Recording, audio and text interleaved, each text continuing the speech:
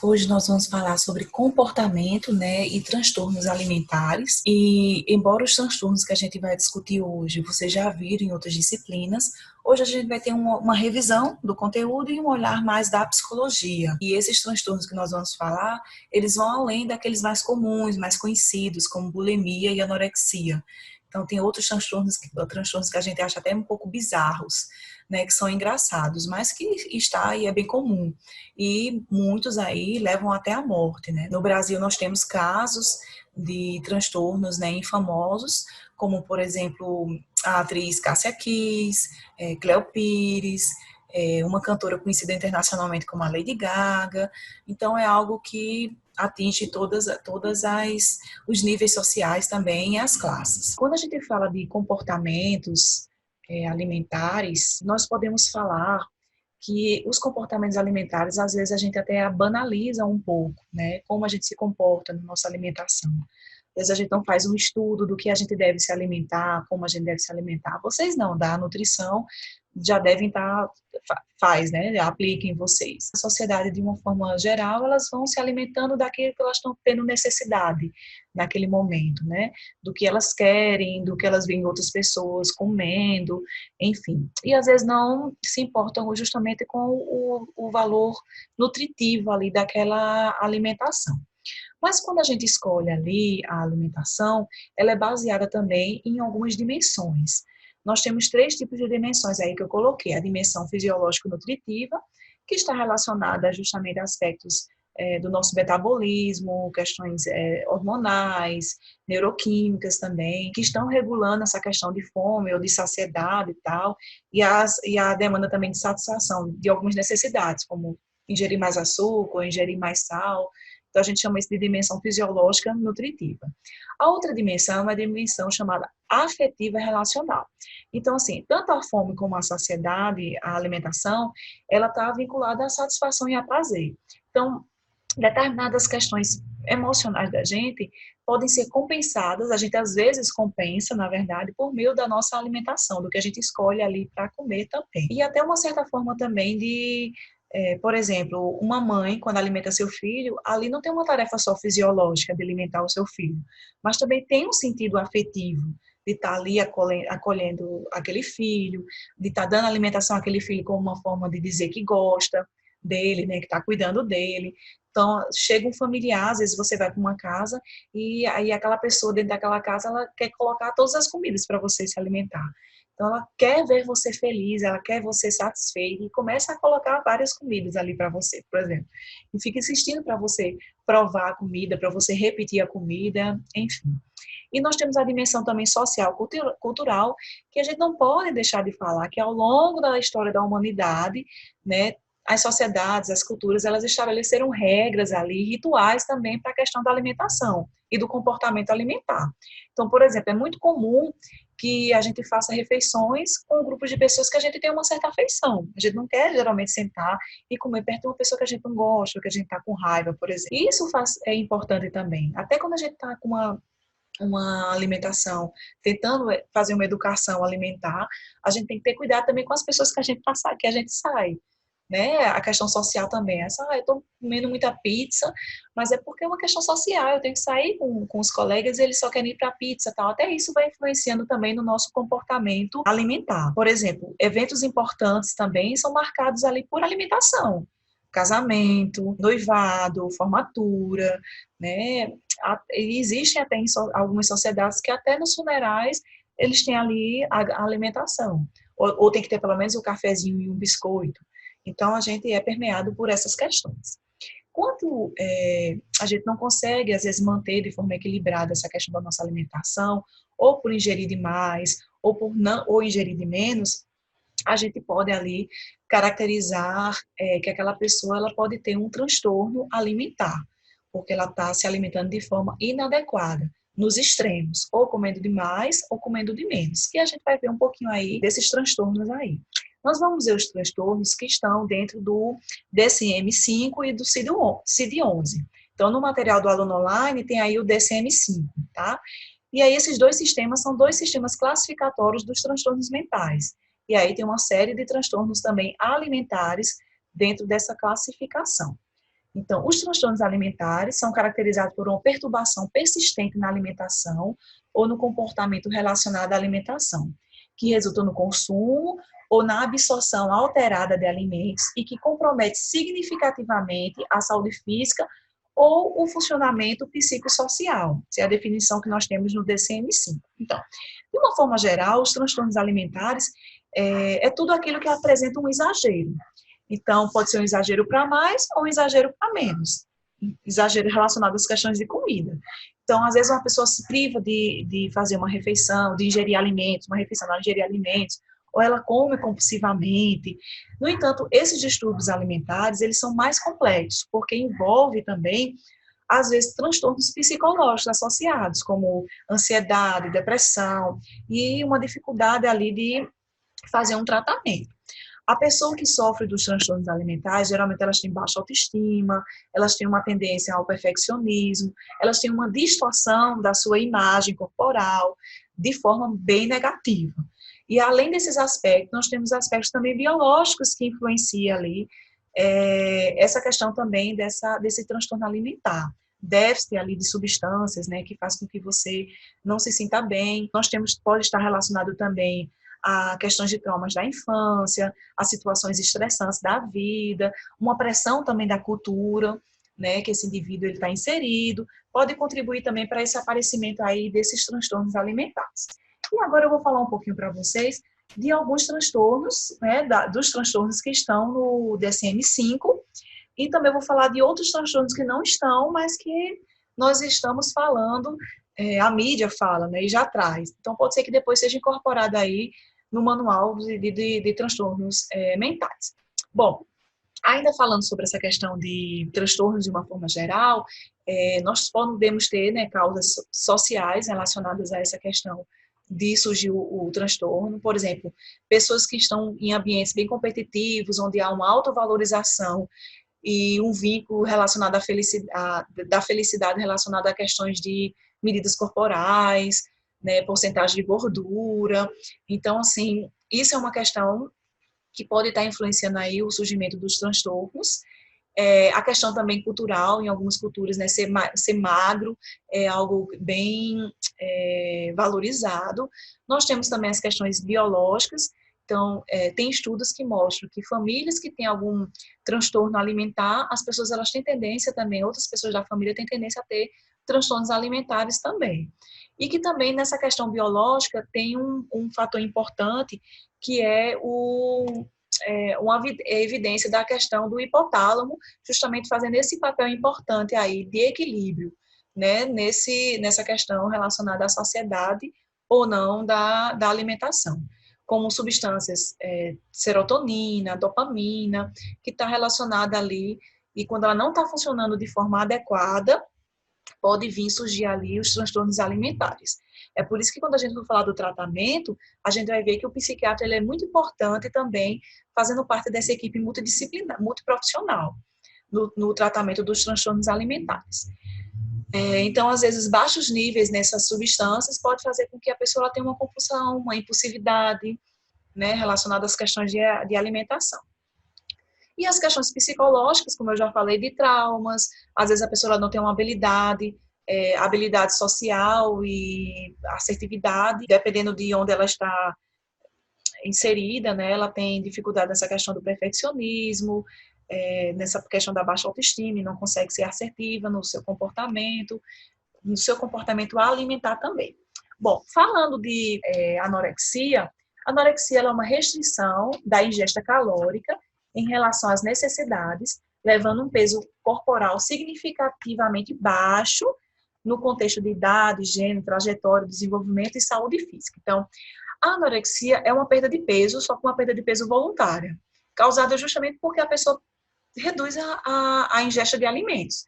Então, uma pessoa que está anorexa, ela tem um medo intenso de ganhar peso. E aí ela vai usar vários métodos para não ganhar peso, desde não ingerir a alimentação, como fazer atividade física exagerada, fazer uso de diurético, uso de laxante.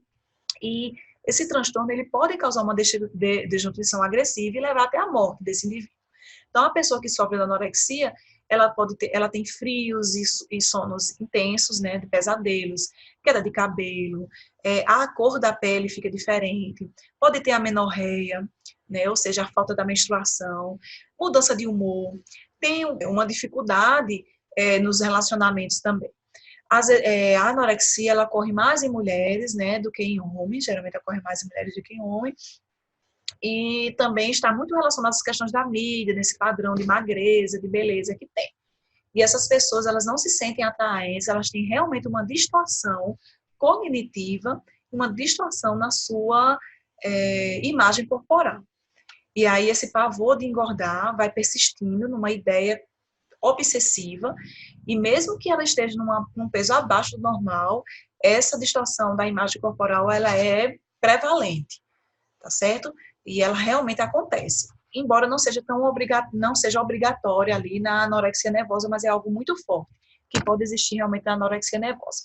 Em relação à bulimia, a bulimia são episódios recorrentes de compulsão alimentar, seguidos de métodos compensatórios inadequados, vômitos autoinduzidos, uso inadequado de laxante ou diurético, prática de exercício em excesso para evitar o ganho de peso. Então, é bem parecido com a anorexia, só que na anorexia não tem a ingesta não tem, reduz a questão da alimentação.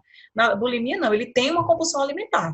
Só que, além da compulsão alimentar, ele começa a fazer uso de recursos para poder eliminar aquilo que ele ingeriu. Então, é bem característico e acaba o indivíduo ganhando peso em vez de perder. Então, depois de ingerir grande quantidade de alimento, a pessoa fica com a consciência pesada e a todo custo ela vai forçar ali o seu corpo, o seu organismo para não engordar, mas ela aí acaba engordando. Então, pessoas com a bulimia nervosa, elas têm problemas sérios também de relacionamentos, de falar para outras pessoas, então geralmente elas não falam, elas sofrem ali caladas. A bulimia ela tem consequências ali, pode causar inchaço nas glândulas parótidas, também a menorreia, essa questão do pelo também, né, da queda de cabelo, perde os dentes, tem desmaios, mudança também de humor, e também na questão do peso e tal. Normalmente o peso fica para mais, mas pode ser que também que tenha redução, e ela tem uma redução significativa de nutrientes também do seu organismo, que é prejudicial. Né? Então, ele tenta, algo bem, bem preocupante. Só que todos esses transtornos, eles têm que ter pelo menos um mês, né, fazendo uso, né, desses recursos para estar perdendo peso ou eliminando ali aquela alimentação. O transtorno de compulsão alimentar. Então, apresenta episódios de compulsão alimentar, mas não utiliza métodos purgativos, nem possui preocupação irracional com o peso e a forma corporal. Então, que métodos purgativos são esses, né? Laxantes, por exemplo, diuréticos, são métodos que a gente chama de purgativos, né? Que a gente tenta eliminar. Então, a diferença do transtorno de compulsão alimentar para a bulimia é porque na compulsão alimentar, ele só tem essa compulsão alimentar, só ingere os alimentos, mas não tenta eliminar como na bulimia. Então, dentro dessa compulsão alimentar, o indivíduo ele tem uma sensação subjetiva assim de perda de controle mesmo em comer, ele não consegue, ele tem uma compulsão, né? E às vezes nesse transtorno a pessoa ela vai ingerindo grandes quantidades de alimentos num curto período de tempo, num curto espaço de tempo. E logo depois ela começa a sentir vergonha, culpa, esses sentimentos assim e um certo desconforto. Né? E aí essa pessoa ela tende a comer muito durante o dia, fazer refeições que não são planejadas, não consegue realmente controlar o que está comendo. Está muito ligada às questões emocionais, à compulsão alimentar. E é vista como uma tentativa realmente, às vezes, de amenizar a tristeza, o tédio. Então, existem muitas pessoas que estão sofrendo, por exemplo, de compulsão alimentar agora nesse período que nós estamos vivendo de pandemia. E aí uma forma de amenizar seu estresse, o tédio, a ansiedade seria justamente na ingesta de alimentos, nesse alívio temporário ali dessa tensão. Mas a principal consequência da compulsão alimentar é a obesidade, que a obesidade ela não entra como transtorno alimentar, ela é uma consequência, mas nós vamos falar também sobre a obesidade.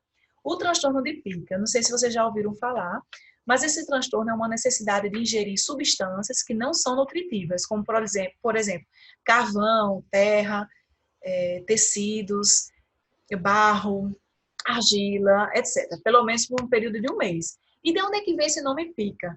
Bom, é derivado do latim, né, e é de um pássaro chamado pica-pica.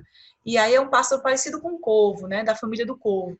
E ele é conhecido como bicar tudo de forma rápida e várias substâncias, né? Não só alimentação, coisas nutritivas, mas como madeira, também outras substâncias. Daí vem o nome transtorno de pica. E aí essa pessoa, ela come essas coisas que são bem bizarras, né? E nesse transtorno de pica, há uma maior proteção das mulheres desenvolver, principalmente mulheres após um período de restrição alimentar. Por exemplo, às vezes após a gravidez, após crises histéricas.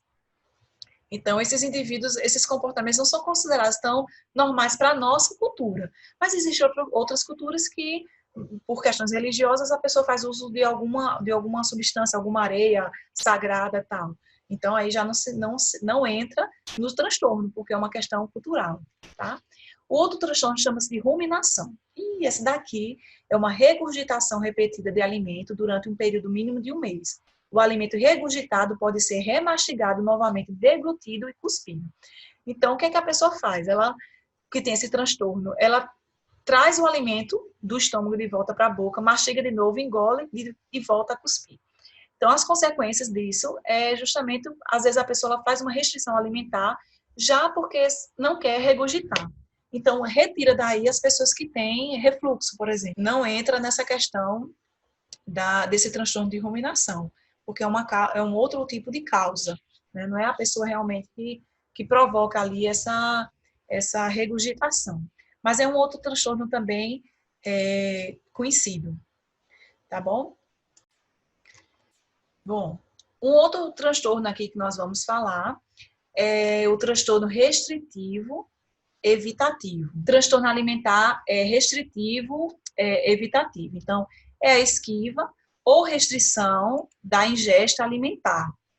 O comportamento está centrado em evitar alimentos, não em parecer magro ou no pavor de engordar, como na questão da anorexia e na bulimia, que é mais conhecida. Então, há uma perda significativa, né, de peso, a pessoa tem uma falha em ganhar peso para o desenvolvimento, geralmente acontece com crianças também, às vezes no período da gestação, e aí a pessoa tem como se fosse uma fobia realmente de comer, né, a pessoa sofre ali, pode sofrer dessa desnutrição e dessa perda de peso. Ela começa a fazer uma seletividade alimentar, a gente chama de transtorno alimentar restritivo evitativo. E daí são esses transtornos alimentares que a gente encontra aí no DSM-5. Ele cita também outros transtornos do comportamento alimentar, como obesidade, transtorno de purgação, o noturno e tal. E eu trouxe aí para vocês, aí para a gente falar um pouquinho. O da obesidade, na verdade, não se caracteriza como transtorno alimentar, mas é uma consequência do transtorno. Existe uma compulsão também, é consequência da compulsão, né, alimentar. E a consequência dessa compulsão alimentar é o sobrepeso e essa obesidade. Junto a ela vai vir o quê? Uma baixa autoestima, pode vir depressão, complicações cardíacas, diabetes, colesterol elevado, a pressão alterada também. Então, é uma condição complexa, é determinada por vários fatores, podem ser fatores genéticos, psicológicos, familiares, culturais, e aí é de grande importância também para a questão da saúde pública, né, porque tem visto uma taxa elevada de morbidade, mortalidade e uma piora também na qualidade de vida. Então, relacionado às questões aí, às vezes, familiares, né, como é o estilo de vida da família, a cultura, será que onde você está inserido, ou na sua família, há uma preocupação com a questão da alimentação, do comportamento alimentar, de fazer atividade física, né? O que é que se come aí dentro da sua família? Então, isso está relacionado aí também essa problemática aí da obesidade, né? Uma outra questão que eu acho que até em sala de aula alguém comentou, chama a ortorexia. Ela não está dentro do DSM-5, né, desse manual de transtornos, mas é bem interessante, né? Eu fui dar uma pesquisada, estudar um pouquinho e vi que é uma obsessão que a pessoa tem em comer alimentos saudáveis. E aí é uma preocupação com a pureza desse alimento, a composição de tudo que consome, a forma como se prepara. E os pesquisadores, eles têm estudado e têm buscado aí entender um pouco sobre a ortorexia, mas a gente tem pouca literatura ainda disponível. Mas se tenta estudar justamente como é que isso pode estar relacionado com pessoas que já tiveram ou têm anorexia, bulimia, pessoas que têm transtorno obsessivo compulsivo, obcecadas em dietas e emagrecimento. Então, elas estão mais sujeitas a desenvolver a ortorexia.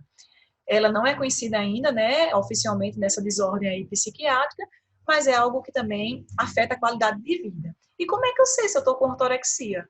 Bom, a gente tem que tentar também fazer uma autoanálise, uma autoavaliação, né? E saber se, será que o que eu como está me deixando bem obcecada? Eu deixo de sair para algum lugar, de socializar com outras pessoas, porque eu penso nessa questão da alimentação, eu deixo de participar de ocasiões especiais por causa dessa alimentação, condeno outras pessoas, os hábitos alimentares de outras pessoas, ou fico muito ansioso se eu não consumir algo que é saudável. Então, essas coisas a gente tem que se ligar, né? O transtorno da purgação, esse transtorno é a pessoa provocar ali a, a indução de vômitos, de laxante, para poder perder peso, mas aí não tem a compulsão alimentar, como na bulimia. Então, esse aqui eu provoco, mas sem a compulsão alimentar. Eu tenho uma alimentação considerada normal e faço esse tipo, e provoco, de alguma forma, para poder eu perder peso, tá? O outro tipo é síndrome do comer noturno. Esse daí se caracteriza, a pessoa ela tem um comportamento alimentar de comer durante a noite, mesmo no horário que deveria ser de repouso. Então, ela desperta, ela vai lá na geladeira, ela ataca a geladeira. Então, às vezes, ela tem dificuldade também de comer durante o dia, porque ela come muito durante a noite. Então, é síndrome do comer noturno, né? E aí, algumas pessoas atacam a geladeira. O outro é a síndrome do gourmet. Então, os indivíduos, eles apresentam este quadro, eles estão bem preocupados com a preparação, com a compra, a apresentação, a questão estética ali da alimentação, e há sempre construir ali pratos especiais, pratos exóticos, né? E coloca em segundo plano as suas relações sociais, familiares e até o trabalho. Então, tudo que é em excesso, a gente pode caracterizar ali como também um transtorno. E o tratamento. Bom, o tratamento é feito por uma equipe realmente multidisciplinar, porque a pessoa tem que restaurar esse comportamento adequado, alimentar adequado, né? Restabelecer esse peso, que tem que ser considerado como normal, analisado aí pelos nutricionistas, né? E tentar tirar essa pessoa desse desequilíbrio que ela está, tanto desequilíbrio psicológico como desequilíbrio também fisiológico. Então, dentro desse quadro aí de multiprofissionais, nós temos o nutricionista, que é bem importante, nós temos um psicólogo, o médico endocrinologista, que pode mexer também com as questões hormonais. Em relação a essa questão da saúde mental, né, tanto o psiquiatra como o psicólogo é bem importante, né, para avaliar e traçar estratégias para os transtornos, né. O psiquiatra, ele pode medicar o paciente quando tem esse desequilíbrio biológico também hormonal, às vezes tem alguma comorbidade, que a gente vai ver nas próximas aulas, como os transtornos psicológicos estão relacionados também a esses transtornos alimentares. E aí é um trabalho bem importante também do psicólogo, né? Porque o psicólogo ele vai trabalhar com o indivíduo, vai trabalhar com a família, né? E dentro dessa questão do indivíduo, nós utilizamos técnicas chamadas de psicoeducação, que é explicar esse paciente sobre o seu transtorno, mostrar a ele as consequências, por exemplo, de uma compulsão alimentar, da questão da não ingesta dos alimentos. A gente vai trabalhar com esse paciente a questão da autoestima dele, dessa necessidade do perfeccionismo, tentar entender a causa, se é uma questão cultural, se é uma questão do local de trabalho dele, porque tem determinadas profissões que favorecem, né, a esse surgimento dos transtornos alimentares, como atrizes, cantores, modelos, né, esse mundo da moda. Então, a gente vai trabalhar com essa questão da psicoeducação desse paciente, tentando entender e compreender ele, para que essa distorção cognitiva, esses pensamentos disfuncionais, eles venham novamente aqui para o equilíbrio. Então, ele tem que tomar consciência. Então, se for só medicação, se passar só um plano alimentar, não vai ser eficaz. Também, se for só o tratamento da psicologia e não tiver o plano alimentar, também não é eficaz. Então, realmente tem que ser uma equipe multiprofissional para trabalhar com esses pacientes. E aí é importantíssimo, né, esse trabalho em conjunto, né, entendendo também os desejos desse paciente, as suas vontades, as causas e o que está inserido também para esse paciente. E aí, pessoal, eu trago aqui para vocês uma tarefa, né, um TED 2, que é para assistir o filme chamado O Mínimo para Viver, e fazer uma resenha, um resumo, comparando com os temas que a gente abordou hoje, com o que a gente falou hoje. Então, esse filme, ele foi lançado pela Netflix, tem lá O Mínimo para Viver, e aborda aí a anorexia juvenil, né, de um adolescente, e as complicações que pode causar. Então, conta a história de uma jovem, de uma jovem de 20 anos também, que já passou por diversas clínicas tal, mas ela não conseguiu progredir, né, no tratamento da anorexia, e aí o enredo é mais ou menos assim. Eu espero que seja algo lúdico para vocês também, além de aprender, tá bom? Então, um beijo para vocês. Espero que tenham assimilado, e qualquer dúvida é só mandar mensagem.